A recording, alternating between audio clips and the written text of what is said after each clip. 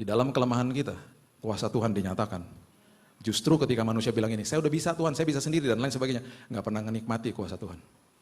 Jadi jangan rasa bersalah kalau kita nggak mampu. Jangan rasa bersalah kalau kita nggak bisa hari ini. Justru itu kesempatan kuasa Tuhan dinyatakan. Dan selalu ingat bahwa setiap hari saya disempurnakan dan dikuduskan sama Tuhan. Dan itu menjadi sesuatu yang sangat indah ketika hari ini kita merayakan pencurahan Roh Kudus atas hidup kita. Kita mengerti bahwa ada kuasa yang begitu besar ada di dalam sini.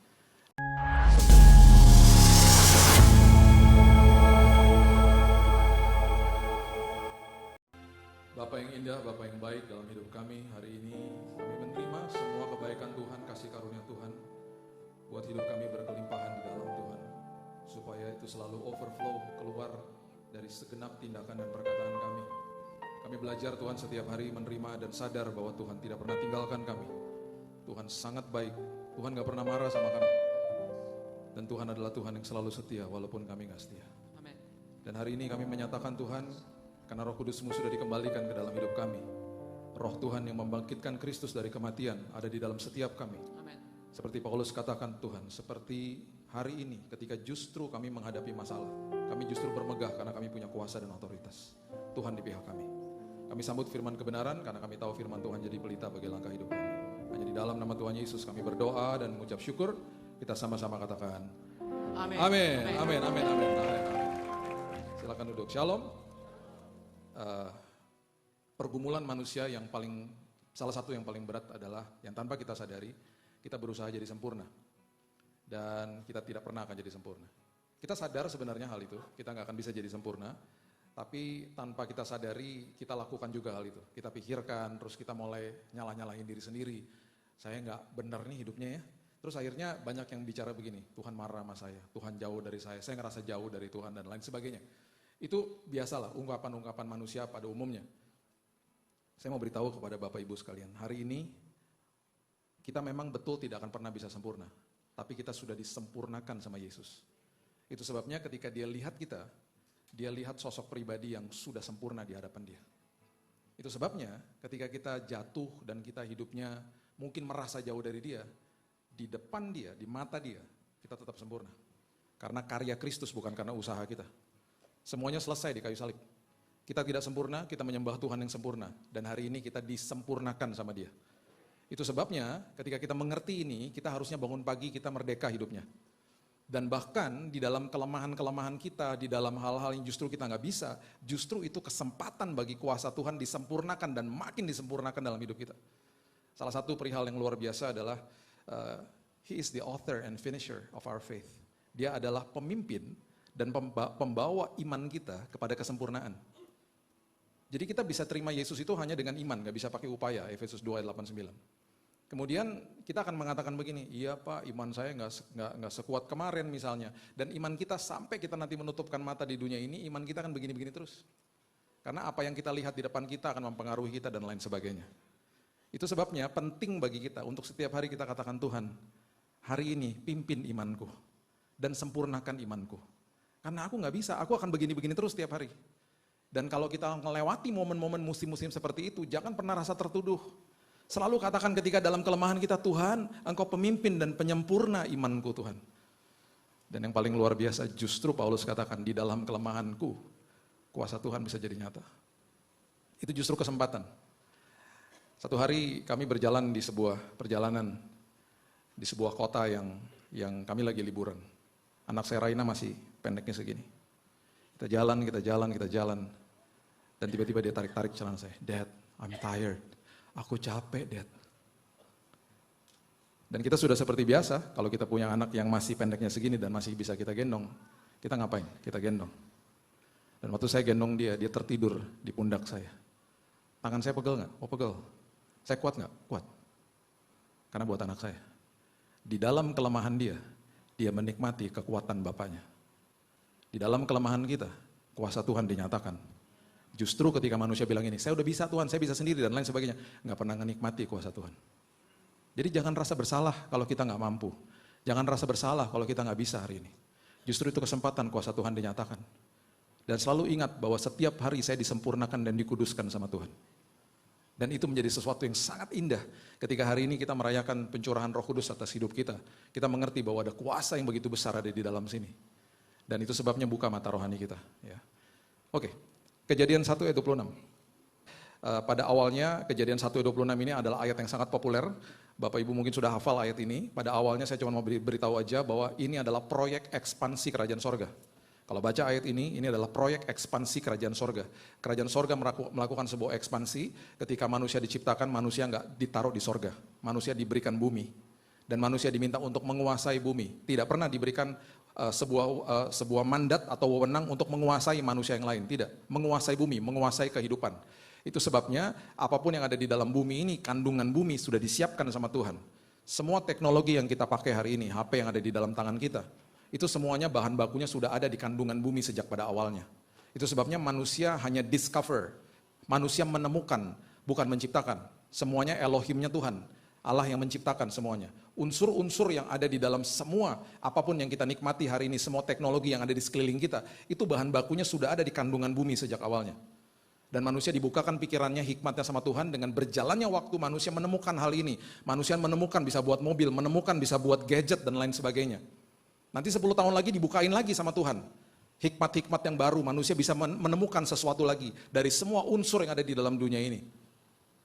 Itu sebabnya Tuhan bilang begini sama manusia, kuasai bumi. To have dominion over the earth. Kelola bumi ini dengan sebaik-baiknya. Dan semua mandat ini diberikan tanggung jawabnya kepada manusia. Dan Tuhan berikan otoritas kepada manusia. Lewat apa? Waktu manusia diciptakan, diberikan ruah, yaitu rohnya Tuhan, dimasukkan ke dalam manusia. Tugas daripada roh itu adalah mengingatkan manusia tentang prinsip kerajaan sorga. Do anything in my values, lakukan semuanya dalam prinsip atau nilai kerajaan sorga. Karena kamu diminta untuk menguasai bumi. Tularkan budaya kerajaan sorga itu di dalam bumi ini. Itu mandatnya manusia. Waktu kita dulu dijajah sama Belanda, ratusan tahun, Belanda mengirim sosok pribadi namanya gubernur ke Indonesia. Dan gubernur ini yang ditugaskan untuk menularkan budaya Belanda di sini. Siapa yang masih makan roti hari ini? Ada beberapa ya, saya juga jangan takut-takut gitu angkat tangan. Roti bukan budaya Indonesia. Budaya Indonesia itu nasi uduk kalau pagi. Nasi kuning, bihun, apalagi itu, pecel kalau di Surabaya. Saya makan roti, karena dari kecil dibuatin roti. Saya duduk, mama udah tahu, kalau Billy selalu roti pakai mentega Lure Park yang salted, yang asin, itu dari zaman dulu. Kasih meshes atasnya. Asin-asin manis coklat, aduh enak banget. Atau enggak keju Kraft yang selai atau enggak, yang keju halus tuh. Aduh, itu dahsyat banget. Jadi kita udah digabung-gabung segala macam, pokoknya kita keluarga roti deh.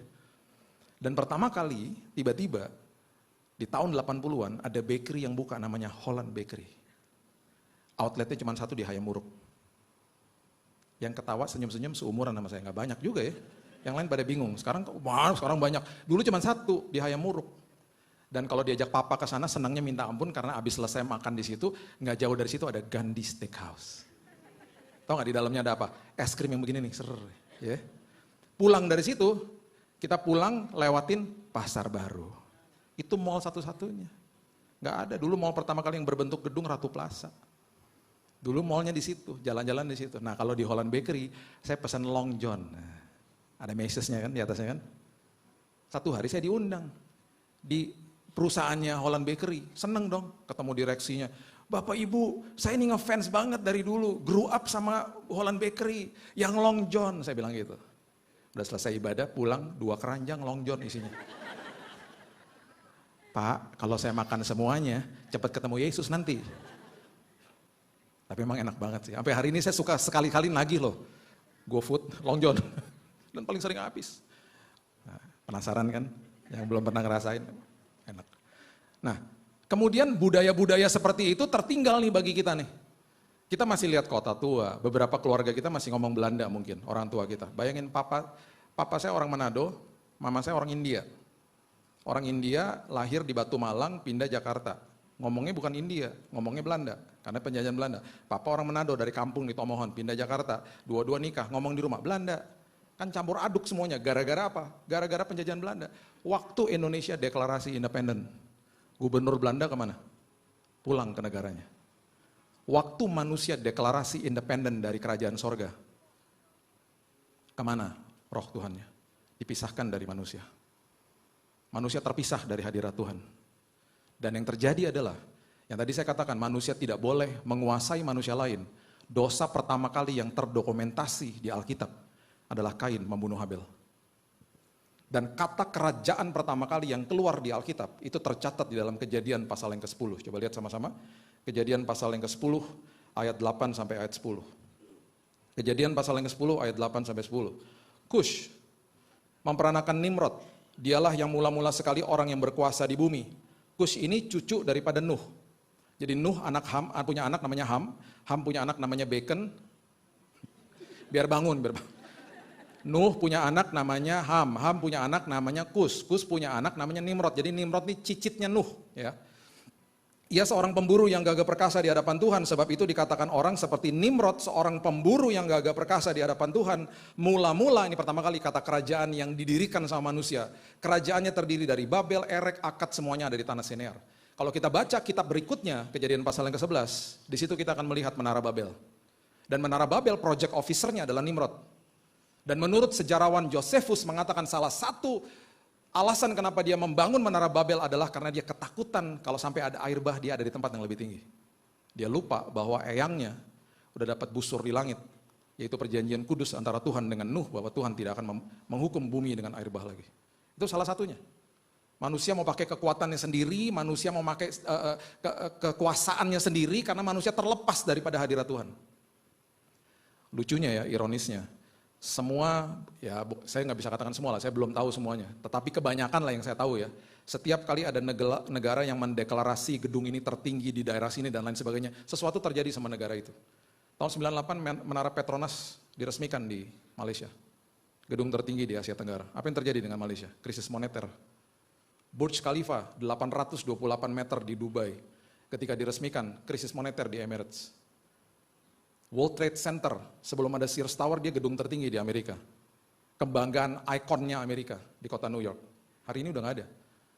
Dihancurkan sama teroris. Jadi ketika manusia mulai mendirikan kerajaannya, mendirikan hari ini, konotasi bagi kita semuanya adalah mendirikan keinginan kita sendiri, mendirikan kerajaan kita sendiri, karena itu paradigma gelap, paradigmanya kerajaan iblis.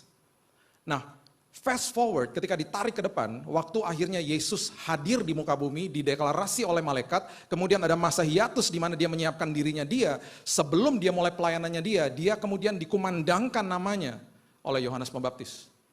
Dan perhatikan apa yang Yohanes Pembaptis katakan, ketika Yesus mulai diperkenalkan kepada dunia. Matius pasal yang ketiga, ayat 1 dan 2 mengatakan begini. Matius pasal yang ketiga, ayat 1 dan 2.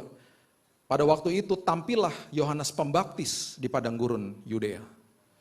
Kalau Bapak Ibu mau tahu padang gurun Yudea, kalau hari ini sudah pernah ke Israel, itu kira-kira letaknya ada di daerah Laut Mati, 400 meter di bawah permukaan air laut. Panasnya luar biasa. Dia ada di situ, di padang gurun Yudea. Memberitakan, perhatikan kalimat ini, bertobatlah sebab kerajaan sorga sudah dekat. Artinya adalah, bertobatlah, metanoia, bertobatlah kembali dari kehidupanmu yang lama, masuk ke dalam kehidupanmu yang baru. Berbalik arah, jangan sekedar kamu nanti akan diambil, diadopsi, masuk ke dalam kerajaan sorga. Rubah paradigmamu dari paradigma yang lama masuk ke dalam prinsip kerajaan sorga. Mereka bingunglah hari itu, karena mereka hidup di bawah Taurat. Jadi kita harus lihat audiensnya seperti apa waktu saat itu. Bertobatlah karena kerajaan sorga sudah dekat, karena pribadi yang mau merestorasi prinsip kerajaan, the kingdom value, sudah hadir. Yesus dibaptis. Yesus dicobai di padang gurun, Matius 4. Dan waktu dia akan mulai pelayanannya dia, sebelum dia khotbah di bukit. Matius 5-7 itu isinya khotbah di bukit, dan itu prinsip kerajaan sorga yang pertama kali digelar sama dia. Dan itu membuat banyak manusia bingung pada saat itu. Karena prinsip kerajaan yang sangat indah untuk menjadi pedoman hidup manusia. Baca berulang kali, Matius 5-7. Dan sebelum dia mulai itu, ini yang dia katakan di Matius 4 ayat 17. Yesus katakan hal yang serupa dan persis sama dengan apa yang Yohanes katakan. Dia katakan sejak waktu itulah Yesus memberitakan, bertobatlah sebab kerajaan sorga sudah dekat. The kingdom is near. Bapak Ibu, good news, Injil, itu ada dua angle. Yang pertama, Yesus ajarkan prinsip kerajaan untuk hidup kita sehari-hari. Satu angle yang berbeda lagi, satunya lagi tetap dalam satu Injil. Itu adalah Paulus yang memberitakan tentang Injil kasih karunia. Dia kasih tahu, dia ajarkan kepada kita. Waktu kita terima Yesus, waktu kita mengalami proses yang dikuduskan setiap hari, disanctify setiap hari sampai pada proses glorification. Kita nanti dimuliakan bersama-sama dengan Tuhan di sorga. Itu dibeberkan secara detail sama dia. Kalau mau baca kasih karunia yang cukup vulgar itu baca di kitab Galatia. Kemudian kitab-kitab Roma. Itu diajarkan sama dia luar biasa. Dia ajarin bagaimana manusia ketika menerima Yesus dan karya Kristus yang sudah selesai di kayu salib. Dan Yesus mengajarkan dari prinsip kerajaan sorga untuk kehidupan kita sehari-hari. Kita nggak ngerti ini, kita hidupnya pasti penuh ketakutan. Nah, yang Yesus sedang ajarkan ada sebuah benang merah yang luar biasa. Karena waktu manusia deklarasi independen daripada kerajaan sorga, yang terjadi adalah dicatat di Alkitab Kejadian 3 ayat yang ke-7. Coba lihat ini. Kejadian pasal yang ketiga, ayat yang ke-7 mengatakan begini. Waktu manusia jatuh ya, dalam dosa ya. Maka terbukalah mata mereka berdua. Perhatikan kalimat ini penting sekali. Dan mereka tahu bahwa mereka telanjang. Lalu mereka menyemat daun pohon ara dan membuat cawat. Sebelum kejatuhan, mereka berjalan dipimpin sama roh, alias dengan mata rohani. Mereka berjalan dengan mata rohani. Led by the Spirit, dengan rohnya Tuhan. Waktu manusia jatuh, mereka dipisahkan dari roh Tuhan, yang terbuka adalah mata jasmani mereka. Dan itu yang kita alami hari ini. Itu yang kita alami hari ini.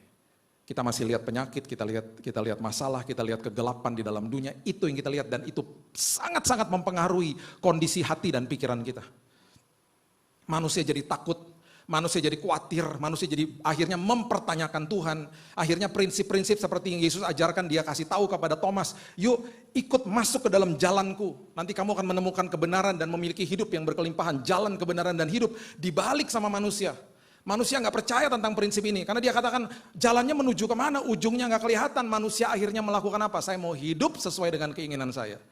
Saya mau benarkan apa yang saya hidupi. Dan baru saya cari jalannya. Jalan kebenaran dan hidup. Dibalik dari jadi hidup, kebenaran dan jalan.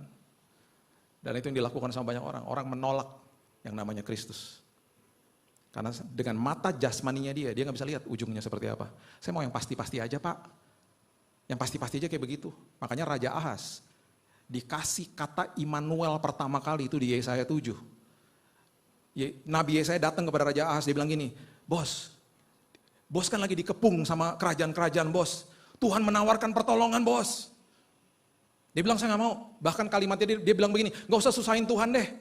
Karena udah pasti di depan saya ini ada orang yang mau nolong saya namanya Raja Asyur. Bos, Tuhan yang mau menolong Anda sekitar 600 tahun lagi dari sekarang akan lahir lewat seorang perawan namanya disebut Immanuel, Allah yang menyertai engkau. Ditolak sama dia. Tidak lihat, tidak percaya. Level di atasnya, udah lihat, tapi masih gak percaya. Siapa? Petugas kubur Yesus melihat Yesus bangkit, prosesi kebangkitan. Dia kasih tahu sama mahkamah agama, mereka katakan jangan beritakan itu. Beritakan bahwa tubuhnya dicuri sama murid-muridnya. Kebohongan ini masih terjadi, masih tercatat sampai hari ini. Itu sebabnya kalau ke Israel gak sampai 5% percaya Yesus. Kemudian level yang di atasnya lagi, seorang yang namanya Thomas. Yang Yesus kasih tahu tentang prinsip jalan kebenaran dan hidup itu diberitakan kepada Thomas. Karena dia tahu satu hari Thomas akan meragukan dia. Dia kasih tahu sama Thomas. Dan waktu Thomas percaya dia bilang gini, karena kamu udah lihat, kamu percaya. Kemudian dia tutup dengan kalimat, yaitu kalimat untuk kita semua hari ini. Diberkatilah orang yang tidak melihat namun percaya. Siapa? Saudara dan saya. Kita nggak akan lihat Yesus secara fisik. Namun kita dikatakan kita adalah orang yang berbahagia. Arti kata berbahagia adalah diberkati. Orang yang mengalami makariosnya Tuhan. Hatinya penuh dengan sukacita dan damai hikmat pengharapan di dalam sini. Orang-orang seperti itu yang menyatakan walaupun aku gak lihat dia, tapi aku percaya Tuhan. Itu harus jadi sikap kita setiap hari. Kalau enggak kita gak ngalamin kuasa pencurahan Roh Kudus yang sudah ditempatkan di dalam sini. Akhirnya jadi percuma. Alkitab dengan jelas mengatakan roh yang membangkitkan Kristus dari kematian diberikan, dikembalikan ke dalam tangan kita. Dengan kata lain, gubernurnya balik. Yang tadinya dipisahkan, sosok pribadi itu kembali. Dikembalikan ke dalam hidupnya manusia. Tapi seringkali jadi percuma. Karena manusia gak membuka mata rohaninya. Itu doa saya setiap hari. Tuhan, hari ini, kalaupun ada masalah apapun, Aku landasi hariku Tuhan, karena mata rohaniku sudah terbuka. Yang aku mau lihat adalah kebesaran Tuhan, bukan kebesaran masalahku. Tuhan buka mata rohaniku supaya hari ini Tuhan, aku adalah orang yang sangat berbahagia. Karena aku percaya sama kuasa Tuhan, kepada sosok pribadi yang secara fisik aku gak bisa lihat. Itu sebabnya, waktu setelah Yesus bangkit, salah satu yang menjadi sebuah pedoman dalam hidup kita adalah Lukas pasal yang ke-24. Lukas ini seorang dokter. Dia menulis kitabnya sangat-sangat detail. Bahkan dia memberikan pertanggungjawaban kepada Theophilus yang ada kemungkinan besar adalah pendana daripada buku Lukas. Lukas menulis kitab Lukas dan juga kisah para rasul. Lukas memberikan pertanggungjawaban kepada Theophilus di Lukas pasal yang pertama. Dia katakan begini, kira-kira kalau diartikan dalam bahasa Indonesia sehari-hari. Bos, saya udah research. Saya udah tanya sama semua narasumber. Apapun yang saya tulis, semuanya akurat bos. Dia berikan pertanggungjawaban kepada Theophilus. Kemudian dia tulis kisah yang sangat-sangat indah. Salah satu momen Yesus menampakkan dirinya bukan kepada orang-orang yang meragukan dia. Dia gak peduli karena dia udah mikir itu udah pasti orang-orang seperti begitu gak akan pernah percaya sama dia. Justru dia menampakkan diri kepada orang-orang, justru kepada murid-murid yang bukan ring satunya di dalam perjalanan ke Emmaus. Lukas pasal yang ke-24 ayat 13 mengatakan begini. Lukas 24 ayat 13, pada hari itu juga 2 orang dari murid-murid Yesus pergi ke sebuah kampung bernama Emmaus, kira-kira 7 mil jauhnya dari Yerusalem, sekitar 11 kilo. Mereka bercakap-cakap tentang segala sesuatu yang telah terjadi. Mereka feeling demoted, mereka feeling yang betul-betul perasaan mereka hancur. Karena mereka katakan Mesias yang kami harapkan bisa menolong kami mati secara brutal di kayu salib. Ada kemungkinan besar mereka diberikan kisahnya sama Yohanes karena Yohanes adalah satu-satunya murid yang berdiri di depan kayu salib. Semua murid kabur, yang satu menyangkal, yang satu menjual. Yohanes satu-satunya yang memberanikan diri berdiri di depan kayu salib. Makanya kisah daripada buku Yohanes itu berbeda, bukan sinoptik gospel. Bukan Injil yang serupa seperti Matius, Markus, dan Lukas. Dia bahkan menulis kitab Yohanes pertama kali dia tulis. Itu adalah sebuah pewahyuan yang terjadi sebelum Kejadian 1 ayat 1. Pada mulanya adalah firman. Dan dia mulai kisahkan semua kasih Yesus yang dia lihat sendiri di depan kayu salib. Dan dia tulis pandangan mata ibunya karena ibunya dititipkan sama dia untuk tinggal bersama dengan dia. Bapak Ibu kalau mau belajar tentang kasih, bukalah kitab-kitab yang Yohanes tulis. Satu-satunya murid yang tidak mati martir. Dia lari ke Pulau Patmos. Dia menulis buku Wahyu. Semua muridnya mati martir. Semua muridnya yang tadinya kabur, yang tadinya ketakutan, akhirnya menerima kuasa kebangkitan. Bahkan kematian ditantang sama mereka. Matius bertanggung jawab sama benua Afrika. Dipukulin kepalanya sampai balok kayu sampai mati. Itu sebabnya sampai 65% dan sekarang sudah meranjak hampir 70% benua Afrika percaya Yesus. Thomas, murid yang ragu-ragu, bertanggung jawab sama India. Opa oma saya datang dari India. Tahun 1930, mereka sudah Kristen. Mereka mendirikan gereja GPDI di Batu Malang. Saya percaya mereka adalah buah daripada pelayanan Thomas di India. Kuburnya Thomas masih ada di India. Saint Thomas masih ada di sana. Bartolomeus dikulitin, disiram air garam waktu mati. Petrus di pemerintahan Nero bilang begini sama mereka, jangan salibkan saya seperti Yesus. Petrus yang tadinya pengecut, salibkan saya terbalik. Pecah pembuluh darahnya. Gak peduli dia. Kenapa? Karena mereka tahu kematian sudah dikalahkan sama Yesus. Mereka begitu paham di detik mereka tutup mata, mereka bangkit di pangkuan Bapa di sorga. Kuasa kebangkitan, roh yang luar biasa ada di dalam mereka. Sampai segitunya mereka. Nah saat ini mereka belum tahu. Ini murid-murid yang satu namanya Kleopas, bukan ring satunya, ada kemungkinan dari 70 murid yang sebelumnya. Mereka berjalan ke kampung mereka sangat sedih. Dan ketika mereka bercakap-cakap dan bertukar pikiran ayat 15. Datanglah Yesus sendiri mendekati mereka, berjalan bersama-sama dengan mereka. Dan mereka tidak tahu itu Yesus. Ini adalah sebuah kisah yang memberitahu kepada kita hari ini tentang sebuah pelajaran yang luar biasa. Semuanya ditinggalin sama Yesus buat kita baca hari ini. Supaya kita makin paham. Karena mereka masih bergerak di dalam mata jasmani mereka. Ada sesuatu, ayat 16, yang menghalangi mata mereka. Sehingga mereka tidak dapat mengenal dia. Jangan sampai hal itu terjadi hari ini sama kita. Jangan sampai ada sesuatu yang menghalangi mata kita sehingga kita tidak sadar bahwa Yesus selalu hadir dalam hidup kita. Jangan pernah sekali-kali katakan aku gak rasakan hadirat Tuhan. Karena hadirat Tuhan gak bisa dinilai pakai emosi. Hadirat Tuhan harus dinilai dengan iman. Tuhan tidak pernah tinggalkan kita sedetik pun. Engkau sangat berharga dan ketika dia memandang anak-anaknya di hadapan dia, engkau sempurna di hadapan dia. Itu Tuhan. Terima kebaikan dia untuk kemudian bisa berikan yang terbaik. Kita didengungkan dari atas minar, ayo berikan yang terbaik. Kita bingung memberikan terbaik apa, karena kita nggak pernah belajar terima yang terbaik. Karena kita nggak tahu bahwa Tuhan kita sangat baik dan sangat indah dalam hidup ini. Mereka berjalan. Ayat 27 mengatakan, lalu ia menjelaskan kepada mereka apa yang tertulis tentang dia dalam seluruh kitab suci. Mulai dari kitab-kitab Musa dan segala kitab nabi-nabi. Ini kalau saya baca ini saya agak ngiri-ngiri sedikit sih. Pengen banget ya dihotbain sama Yesus sendiri. Mereka masih nggak mudeng. Mereka nggak sadar, Yesus cerita tentang kisahnya dia. Apa yang ditulis dalam kitab-kitab Nabi. Apa yang nubuatan-nubuatan yang terjadi. Ayat 28 adalah kedaulatan Tuhan bertemu dengan kebebasan untuk memilih. Perhatikan ini baik-baik. Pemberian Tuhan yang paling berisiko yang diberikan kepada kita semuanya adalah kebebasan untuk memilih. Karena Tuhan tidak akan pernah paksa kita. Ayat 28 dikatakan begini, mereka mendekati kampung yang mereka tuju. Saya suka dengan gaya bahasanya Lukas, dia katakan begini, lalu Yesus berbuat seolah-olah hendak meneruskan perjalanan. Jadi kalau divisualisasikan ada kemungkinan tuh begini, udah nyampe di rumahnya. Enak juga ya rumahnya ya, anget ya. Dingin juga di luar ya. Ya udah deh, aku jalan dulu ya, kayak kasih kode gitu. Aku jalan ya. Berarti apa? Walaupun dia lagi mau berjalan, dalam hatinya apa? Undang dong aku masuk. Itu Tuhan loh. Yang tidak paksa manusia. Puji Tuhan diundang. Mereka sangat mendesaknya, katanya tinggallah bersama-sama dengan kami sebab hari telah menjelang malam dan matahari hampir terbenam. Lalu masuklah ia untuk tinggal bersama-sama dengan mereka.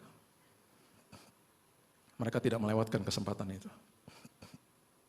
Ada yang suka main basket di sini? Ada? Ada yang suka main basket? Ada lagi? Gak ada. Bola basket bukan keranjang.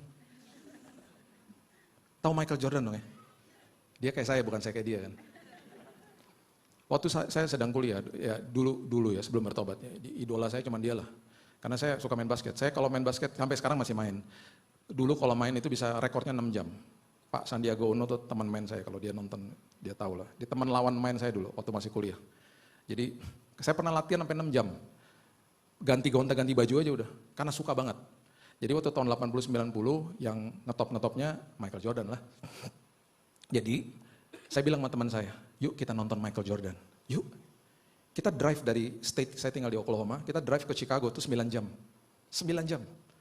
Kita drive, kita mau nonton Michael Jordan. Nah saat itu ada Michael Jordan Restoran namanya. Di Google aja pasti ada. Udah tutup. Saya bilang sama teman saya, kita ke situ dulu, kita makan, baru kita nonton gamenya. Oke. Gitu.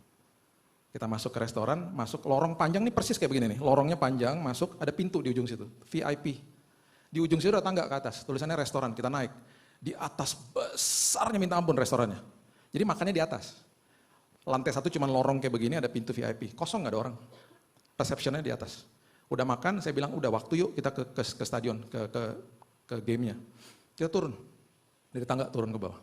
Pintu VIP-nya tiba-tiba kebuka. Pintu VIP kebuka, yang keluar dari pintu VIP, Michael Jordan. Sendirian gak dikawal. Itu kan idola saya. Saya sama teman saya langsung begini. Michael Jordan, gak bisa ngomong langsung, kayak ngeliat malaikat. Michael Jordan, di depan kita, teman saya gak bisa ngomong juga, Michael Jordan. Lewat sendiri, dia lagi sebelum dia tutup pintu, dia bilang, see you guys, dia bilang gitu, dia tutup pintunya. Gak ada yang ngawal sendirian. Ya saya panggil lah, hey Mike. Dia noleh, hey Bill. Percaya aja. Masih suka ke GSJS Bill. Enggak lah, hai guys gitu, ih ramah banget, buruan turun, buruan. Bayangin ya, saya, Michael Jordan, sama temen saya, jalan bertiga keluar. Sambil ngobrol. Tahu gak, saya kalau cerita ini sedih, tahu gak kenapa? Belum ada HP. Itu tahun 94. Yang ada kamera yang begini nih, krek. Ingat ya? Banyak yang bingung ya, ada kamera kayak gitu adik-adik. Kita lihat nantinya hasilnya setelah seminggu lagi. Ya jelek, sekarang kan jelek delete, dulu gak bisa. Jadi kita jalan keluar, selagi jalan keluar ngobrol dong sama dia. Terus dia tanya, makan apa guys? Aduh baik banget, aduh keren banget tuh momen, keren banget. Makan ini, saya sebutlah makanan, dia bilang, oh that's my favorite, kata. Terus dia tanya, you guys mau kemana? Mau nonton your game gitu. Oh that's good, thank you for coming, kata gitu kan. Sampai di luar, rupanya ada mobil Range Rover dari tadi yang parkir di situ, mobilnya dia. Jadi dia minta kuncinya. Dilempar sama tukang vali parkir, ditangkap sama dia. Saya dalam hati gini, gila lu cool banget sih, keren banget sih lu gitu. Dia sempat pegang pundak saya, see you guys, I'll see you guys. Gila dipegang Michael Jordan. Terus dia naik mobil, dia jalan. Saya sama teman saya berdua gini, gila ketemu Michael Jordan. Tiba-tiba kita berdua bengong. Kenapa gak foto? Ya elah. Teman saya marah sama saya juga marah sama dia karena yang pegang kamera saya. Lu kenapa gak foto? Lu kenapa gak ngingetin? Mobilnya jalan, saya hanya bisa foto mobilnya dari belakang. Cekrek. Udah ke develop tuh sampai hari ini saya masih simpen baik-baik. Jadi Bapak Ibu kalau tanya mana buktinya Pak? Ada tuh. Cuman kelihatan mobilnya doang, Michael Jordan juga gak kelihatan, kacanya gelap. Tapi saya gak bohong, ada Michael Jordan di dalam situ. Saya rasanya seperti terlewat, tau gak? Kelewatin sama dia. Karena gak ada lagi momen kayak begitu kan. Tapi waktu saya baca ayat ini, saya bilang gini, gak apa-apa Tuhan. Asal jangan dilewati sama Tuhan, amin. Undang dia masuk dalam semua aspek hidupmu.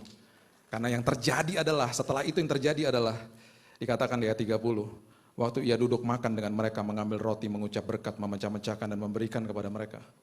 Ketika itu, perhatikan kalimat ini. Terbukalah mata mereka. Tadi Kejadian 3 ayat 7 mengatakan terbukalah mata mereka berdua. Berapa orang sekarang di sini? Berdua. Mata mereka terbuka. Dan mereka pun mengenal dia dan ia lenyap dari tengah-tengah mereka. Dan ini yang mereka katakan. Bukankah tadi hati kita berkobar-kobar. Waktu di tengah jalan dia menerangkan kitab suci kepada kita. Salah satu indikasi kalau mata rohani kita dibukain Tuhan. Kalau baca firman hati kita berkobar-kobar. Kita lihat Tuhan di dalam situ. Kita lihat Tuhan di dalam suaranya.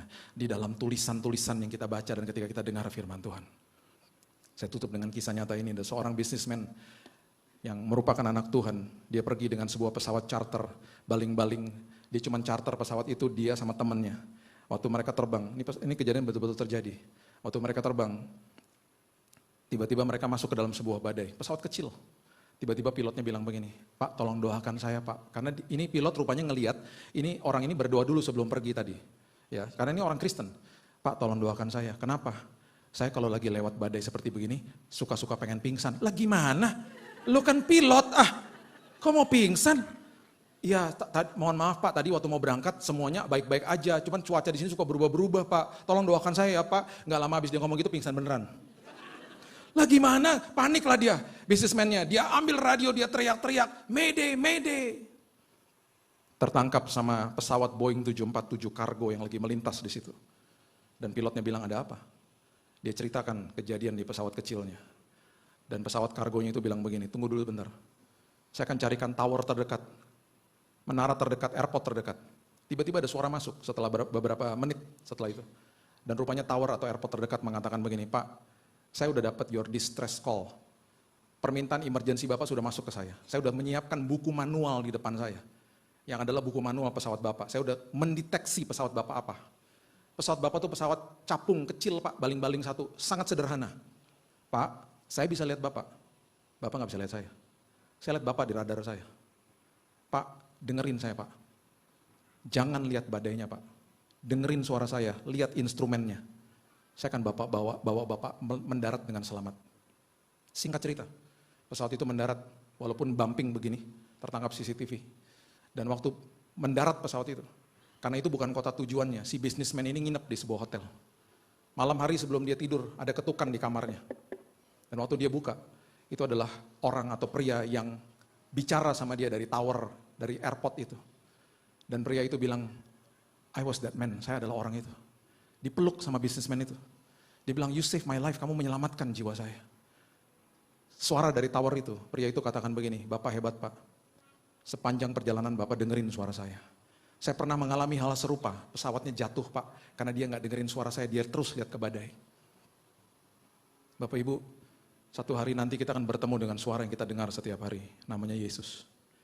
Dan ketika kita berpelukan dengan dia akan katakan, luar biasa kamu. Seumur hidupmu, kamu dengerin suara saya. Dan hari ini kamu pulang dengan selamat. Listen to him, dengarkan dia, buka mata rohanimu. Dan saya percaya, kita akan menikmati hidup ini. Kita akan tersenyum. Walaupun kita lihat masalah, kita akan tersenyum. Karena kita akan lihat kebesaran Tuhan dalam hidup kita. Dan jangan lupa, kuasa Roh Kudus sudah diberikan ke dalam sini. Kita punya kuasa dan otoritas. Berikan tepuk tangan kita untuk Tuhan kita. Bapak yang baik, terima kasih buat hari ini. Aku berdoa buat jemaatmu di GSJS. Percaya Tuhan, semua yang mendengar firman Tuhan hari ini. Bukan sekedar hanya pendengar saja. Hari ini adalah hari pencurahan Roh Kudus-Mu. Dan itu sebabnya kami percaya pada hari ini juga Tuhan. Roh Kudus yang sudah ada di dalam kami. Tuhan buat kami sadar bahwa kami punya kuasa dan otoritas. Dan buka mata rohani kami dan telinga rohani kami supaya kami melihat kebesaran Tuhan, bukan kebesaran masalah kami. Hari ini Tuhan, hati kami berkobar-kobar kalau baca firman. Hari ini hati kami berkobar-kobar kalau dengar firman. Karena mata rohani kami sudah dibukakan sama Tuhan. Bapa yang baik, pimpin hidup kami. Engkau adalah pemimpin dan penyempurna daripada iman kami. Terima kasih Tuhan, kami sudah disempurnakan sama Yesus. Terima kasih Bapa yang baik. Meteraikan firman ini. Karena kami juga sudah dimeteraikan sama Roh Kudus. Hanya di dalam nama Tuhan Yesus. Kami sudah berdoa dan mengucap syukur. Kita sama-sama katakan, amin. God bless.